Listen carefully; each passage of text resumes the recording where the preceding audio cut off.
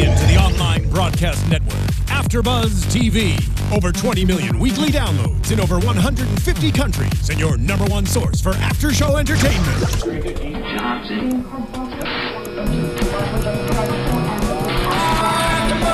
AfterBuzz TV, the destination for TV superfans. Producing aftershows for over 300 of your favorite TV shows, interviewing celebrities and showrunners, and bringing you behind-the-scenes exclusives. All thanks to E! Entertainment's Maria Menounos, producer Kevin Undergaro, and internet leader Akamai. Now, let the buzz begin! I've been waiting a whole year for this music to play in my ears, and I hear it in my sleep. Welcome, AfterBuzzers, to AfterBuzz TV's Black Sails After Show. This is episode 9, season 2, episode 1, for those of you who are really counting. I'm your host, Ryan Hooks, and you can find me at RyanHooks92 on the Twitter and the Instagram. Hey guys, thank you for tuning in today. I want to welcome you to our show. As you can see, it's just me on the panel, but I got Alexis in the booth, dropping the 1s and the 2s. Hey guys. What up? Hey, where can they find out about you? Oh, you can find me, if I can find my thing, at atorres890 on Twitter and on Instagram. Yes.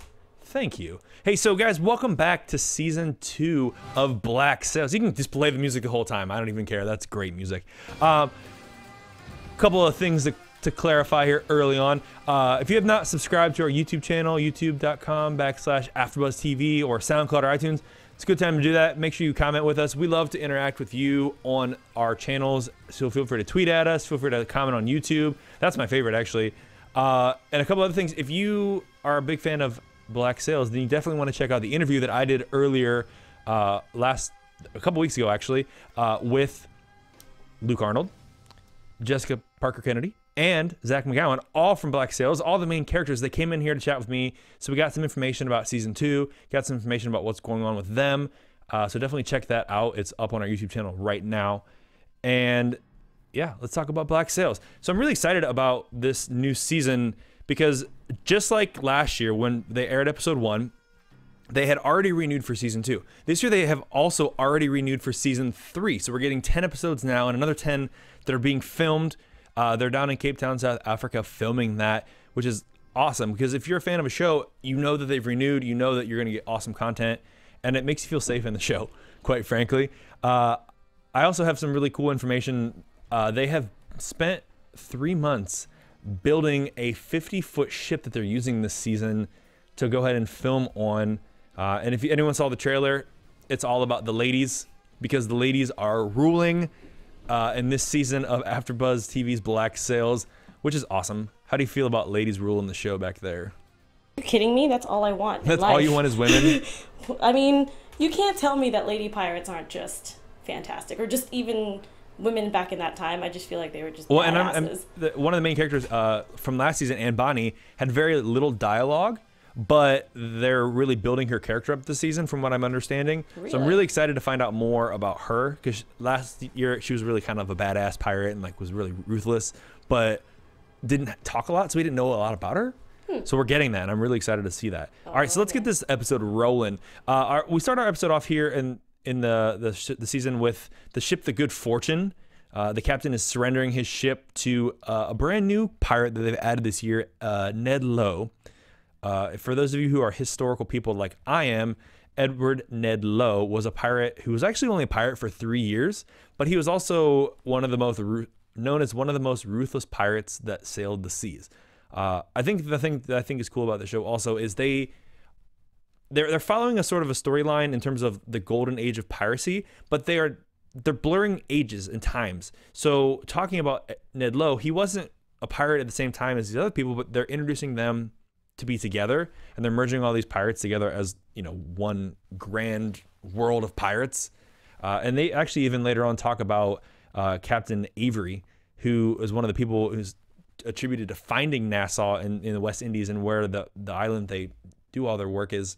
And he was kind of just a little shout out that they gave early on in the episode too, which I thought was really cool. So we find the ship, the Good Fortune, is being boarded, and the captain of the ship decides to just give his cargo up because he knows that the pirates only really want the merchandise. They don't want to hurt anybody, and they don't benefit from hurting anybody because then they lose men. But as they're reading the manifest log, we find out that Lord Ash, his daughter is aboard, so they kill everyone and kidnap the daughter, Abigail Ash, who's played by Megan Young. There it is. It's spelled weird. I'm special. I can't help it. I can't read my own handwriting. What kind of crazy person am I? Yes. Sorry, that was me. That was a booth noise. Sorry. It's all good. No worries. At least I have somebody to talk to because I feel lonely up here. I'm here for you, Ryan. I appreciate you being here for me. And I think that really sets up what we're going to see this season, because he started off with, you know, it's peaceful, it's nice, and then everyone gets slaughtered. Quite frankly, that's Starz in a nutshell. So we pretty much had two main plot lines throughout this episode after the introduction scene. First, we have the things that happened back at Nassau. We get Jack Rackham in his return. After the end of last season, his name was besmirched by Charles Vane. And he said that basically you no longer have your name, and everyone hates him, essentially. He was coming out of the bathroom and got beat up and pissed on. And this is becoming a recurring theme, even though he still owns the most successful business in town, which is the brothel that he and Anne Bonny run with Max. He's just not doing well. There's tensions flaring between him and Anne Bonny, and also because of the influence with Max. And also Eleanor Guthrie's getting a little upset at the business that they're running. The ship, the Good Fortune, that was boarded by Ned Lowe's men was actually supposed to be set up for Hollandale, one of the other people in their cohort, in his ship, but the information was sold by Max for 90 pieces because she doesn't care what Eleanor thinks. I think this is great tension that we're getting early on in this episode between the different characters and between, you know, the things that are happening on the island. And I'm looking forward to getting all kinds of fun information and fun interactions between all these characters, especially the tensions, because we have such great characters that were developed after the first four episodes of last season that gave us such depth that it's going to be an awesome season. I'm looking forward to it. Additionally, we learn about Eleanor, and she goes to see Charles Vane, who is at the fort that he now holds, which means he holds control over the entire island and who comes in and out of port. Eleanor's mad at Vane for not coming to their meeting, even though he wanted to be part of it, and because people are getting killed and Vane's not helping. But Vane really calls Eleanor out on all of her crap, you know, saying that she is basically the same person as he is, and they want the same things, but she should just stop pretending. So hopefully we're going to get a little more tension between them. You know, their past relationship that we learned about last season has led into a lot of, you know, issues, if you will, on the island, and I think everyone's going to start hooking up with everyone at some point, and that just makes for an interesting show. Isn't that how most Starz shows are? I feel like everyone hooks up with everybody. I feel like that just me? If people don't hook up with other people, then, you know, where's the tension? True. Let's just be peaceful and get along. Why can't we? It's getting hot in here. Friends? Yes, I know. I'm in the booth and I'm burning up in this light. I'm sorry. Talking for 20 minutes to myself is not fun. I'm here for you. Oh yeah. So it's fine. Moving on. So Eleanor is also then interested in everything that's happening at her tavern and all the business and the sales that's going down. We also meet Mr. Meeks, who is the quartermaster for Ned Lowe. He's trying to sell his merchandise, and he basically gets told that the merchandise, which is now covered in blood after they assassinated the entire crew, needs to be repackaged or they can't sell it. And they're taking a substantial loss because of the state of the merchandise. He tries to fight with Eleanor. Eleanor tells him what's what and moves on with her life, which later leads to Ned Lowe coming to visit her at the tavern, who he's hitting on her. She's not having it. And then he basically, in the nicest way possible, threatens her, saying the only thing that he really knows about is violence, and that's the only truth, and that's what people see in him, and that's what people love about him, which goes back to his truthful reputation as a real person, as Edward Ned Lowe, the captain. He killed people. That's what he did. He was only a pirate for 3 years, and he has one of the highest reputations of killing people. So that to me seems like something that's going to go down pretty hard this year. And then after the threat, she kicks him out. And I feel like that's going to lead into things with Charles Vane and Ned Lowe in a conflict, because he's the one that protects her the most. But we'll see what happens with that. The other major plot that went down this week on the after show is that of Flint and Silver. As we left off in season 1, episode 8, the crew and the walrus was smashed upon the rocks of the island, and they found out that the Urca was just around the corner. Now that they found that, they are working together in a way to figure out how they can take the gold, but they still are going to vote Flint and Silver out of the crew and possibly hang them for the betrayals that they set up at the end of last season. And some of the crimes that are still to come to light amongst the things that have happened. I won't spoil anything for the booth in there. Spoiler alert. Yeah, please don't do that. If you haven't seen season 1, then you probably don't have any idea what I'm talking about. If you have, then you know exactly what I'm talking about, and that's why you're here watching the show right now. Anyway, so the thing that is really cool too then throughout this episode and the parts with Flint and Silver are we're getting flashbacks. They already advertised in the early season that they're going to start basically building some backstory for us, because we didn't really get a lot of that last season. But they start off this season with Captain Flint going back into 1705 in London when he's actually a lieutenant in the Royal Navy. And he's actually been hired by Lord Thomas Hamilton to help basically rid the West Indies of pirates and the piracy that is going on there. And the reason he's hired is because he isn't one that's looking for gain, looking for power. He's just looking to, to do well. So Lord Hamilton, who we also have learned about in season 1, who was his best friend, is early on hiring him to help him. We get another flashback later on as Flint is showing Lord Hamilton a hanging that's being taken care of in the square of a pirate. And the reason that he thinks that Lord Hamilton is going to fail is because civilization needs monsters. And the whole billing of this season is, are we monsters or are we men? And we're getting that early on with, Ned Lowe and his killing, and also the hangings of these pirates and them not caring and the people wanting that to happen.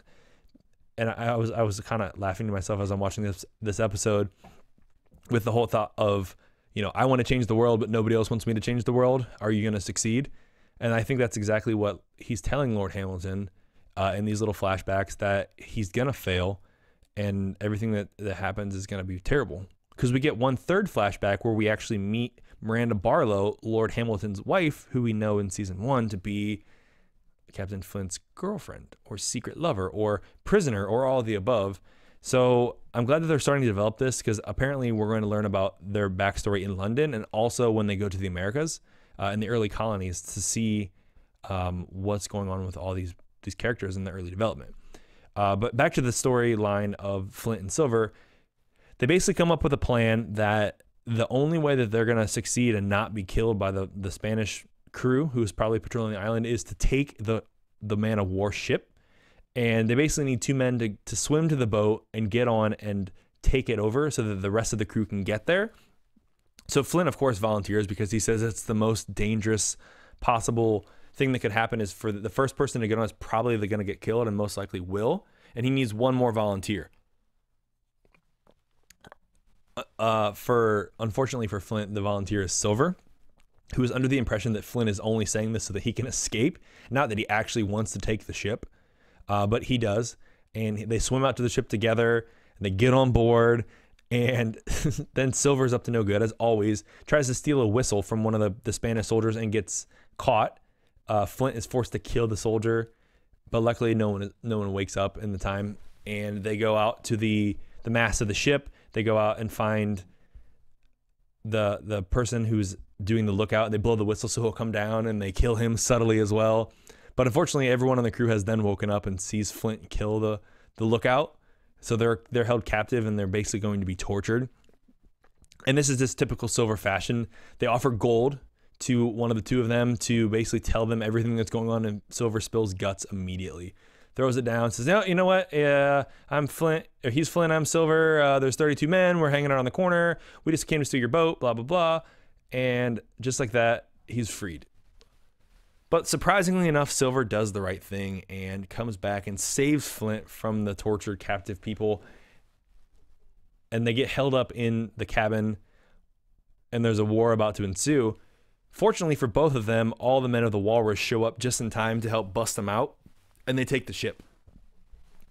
I was actually really surprised when I was watching the episode in this scene, because I thought that everyone on the ship would want to turn around the ship immediately and try to take the gold, try to take the island, and go after the Spanish soldiers on the beach, go after the Spanish boat that's smashed on the rocks, the Urca de Lima. But that didn't happen. So they all took off the opposite direction, which seemed like a big waste to me. The whole trip just seemed sort of wasteful. But as we get towards the end of the episode, we find that Dufresne has allowed, by a vote of 17-15, for Flint and Silver to not be killed, but they're just going to be forced to leave the ship and be no longer part of the crew. But Flint basically has no intention of ever going back to the island and never just doing that. Silver calls him out on it, saying, you know, I know you're going to try to take the ship, become captain again, and I know you want to go back for the gold. Unfortunately, you can't do that alone. You need my help. And this is an interesting thing because as we saw in season 1, you know, they were kind of at odds the whole time, Flint and Silver, but now they have a common interest and they're kind of going the same way. And I think that they're going to definitely take off and help one another in the show, and they're going to be really good partners for a few weeks. I unfortunately think that Captain Flint's run on the show will probably be ended sooner rather than later, especially since this is leaning and getting him back into the Treasure Island world. As we know, John Silver is part of that as Long John Silver, but Captain Flint is just a myth and a legend. But unfortunately, they do need to take the gold first to make that happen because the map does lead to the treasure and it is buried somewhere on the Treasure Island. So I'm looking forward to all that to go down. What do you think back there? Any thoughts? I'm kind of in a weird spot because a lot of people apparently from what I was reading was that they were expecting, especially Flint, to get kicked off and be booted from the crew. I kind of didn't want that to happen. I kind of wanted them to stay. I don't know. I think that Flint's going to take the boat back. Whether the men know it or not, they're afraid of him. I think that everyone fears him and his reputation. So I don't really feel like that it's going to even be hard for Flint or Silver to take the boat back and to go back and get the gold. Because why would you not? Why would you leave $6 million of gold on a beach when you have the most powerful ship? Yeah, I get it. I know that a lot of people were just expecting it, and I personally was just like, oh, I kind of didn't want that story to end, but now it's opening a whole different thing, which I am excited that they're going back to Treasure Island, so it kind of worked out. And they hinted at that even with before season 1 aired. They talked about, you know, this is eventually leading to the Treasure Island that we all know and love, but until then we're kind of developing it on our own way, which I like because it gives us, like I said before, there's a lot of freedom that they're using where they're taking characters from different time periods and putting them into this period, even though their time frames don't necessarily overlap, or they're different. They're using them all, which I think is great because, you know, it's nice to see like, oh yeah, there's Anne Bonny, who's a character from Treasure Island, whose name we know, you know, or John Silver, who later becomes Long John Silver, who we know, and they're leading to these characters, you know, to be later down the road developed, but at the same time, we're getting people that we didn't expect. Ned Lowe, I would have never expected to be in the show. I was going to say, I'm like, how do you feel about the new Ned Lowe character? I like it because it gives us a villain, and it gives, in the show, I feel like there's a lot of who's against who right now and whatnot. It's going to give the people of Nassau a common villain. It's going to make Eleanor and Captain Vane bond in a certain way. It's going to make, you know, Max act a certain way. So I think that it's really going to benefit the whole show because I think we'll only get Ned Lowe for a few episodes. I don't think he'll be someone who we'll see for the whole season. Really? I really hope he kind of stays though. I mean, I feel like it won't like be a huge deal, but it would be kind of nice to have him throughout the scene, even if he just pops up here and there. And I loved the scene he did because, you know, he's actually Teague Murphy, who plays him, had his kind of big break on Vikings. So this is a similar role in that aspect. It was awesome to see. But he doesn't get like a lot of dialogue in Vikings, so it's good that he has this great speech when he's basically threatening Eleanor, and you know, I think his life on Nassau is short-lived because I don't think they're going to tolerate it. But I do like that it gives him a common villain, and I think with him kidnapping Abigail Ash, it's going to create a story plot line for the whole season. Because no one's going to know about her, and she's going to be very valuable because of her father's influence. But I don't know. I know that I'm just really excited for this season. I just feel like it's just going to expand, especially, and I feel like the uphill, you know, battles that, especially with Flint, that they're going to eventually get to is just going to be super exciting. I think it's going to be awesome. I agree. There's an awesome appeal for the show. As I don't know if you know this or not, but there was another pirate show that they tried to introduce shortly after Black Sails on NBC called Crossbones. What? It had John Malkovich as Blackbeard the pirate. That's right. It was totally terrible, about that. and it failed miserably because they did it wrong. They tried to make it. I hated the fact that they cast him as Blackbeard. Like really, like you couldn't like. And the thing I really do like about Black Sails is almost every actor in the show, you know, has a background, but they're not like a really well-known actor. Yeah. I mean, obviously, the character Toby Stevens, who plays Captain Flint, is Maggie Smith's son, so very famous in that aspect. Or you know, Mark Ryan, who was on last season, and some of these other people have a very extensive history, but they're not well-known major actors. And I think it's great to see a lot of these actors because I think the acting on the show is phenomenal. I don't feel like I don't believe anyone. I don't feel like there's things that are like I don't question their motives. Hey, at least Malkovich wasn't as bad as Christopher Walken. Oh my God, Captain Hook! Oh, don't even tell me. Like I'm not comparing. I'm just saying. I love Peter Pan too, and that's like one of my childhood like lives is Peter Pan, and that oh my gosh, like that's probably why I like pirates so much too. Like Captain Hook. Yeah. I mean, you know, I'm really more of a fan of Hook, Dustin Hoffman. God, that Robin was Williams, so good. Right? Yeah, they do that. Someone wanted to do a reboot of that, and I was like, no, don't. It was so good. What are they? Oh no, you know, I was actually laughing. The actor who plays Lord Thomas Hamilton, who is Rupert Henry Jones, was in a version of Treasure Island that came out 2 years ago. Really? Which I thought was really funny. So it's like, oh, now you're playing somebody who's in a show based on Treasure Island, and you just got done playing a role in Treasure Island. Wow. There's all kinds of little fun things about that. Not typecasting. No, not at all. Absolutely not. But he played a totally different character than what he did. Yeah. And he was still a lord. He was still an English character. So that's fine. Because he plays it so well. So it would be weird for me to see him as a pirate or anything else after that. So I agree. Well, I think that we have a lot to look forward to in season 2. Hopefully more co-hosts on the show to start with. I will be here. And I know you'll be here. I'll be here. I'm really excited to see what happens with Flint and Silver more than anything, and I think that Eleanor Guthrie is going to control the island like a mad woman. But I want to do some quick predictions, and we'll get you out of here. And now, your AfterBuzz TV predictions. All right, so like I said before, I think that the Ned Lowe's character stay on Black Sails is going to be short-lived. I feel like he's helping create a problem for them that they're going to figure out on their own. And I think that there'll be another character death this season. I'm not going to name any names yet, but I'm just going to go ahead and say early on that I know, I said Flint, but I also think that somebody else important isn't going to make it through this season. You think Eleanor's going to survive? I think Eleanor will be okay. She's kind of important to the main. Well, I know she's kind of important, but I wonder if she would get hurt. I could see her getting hurt. I don't know if I see her getting killed. You never know. But again, I think Ned Lowe's gonna go, and I think Flint's gonna go before the season's over. Unfortunately, because I love him.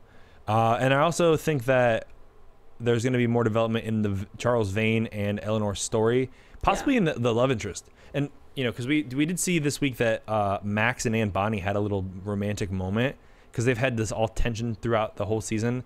And actually in the interview that when I talked to Jessica about that, I asked if they were going to hook up, and she hinted that there might be something to look forward to in that end. So if you're into that kind of stuff, ooh. But you know what? You're just going to have to tune in to Black Sails next week here at AfterBuzz TV, episode 10, to find out more. Until then, play me some music. It's happening. Right now. It's happening. I'm dancing without music.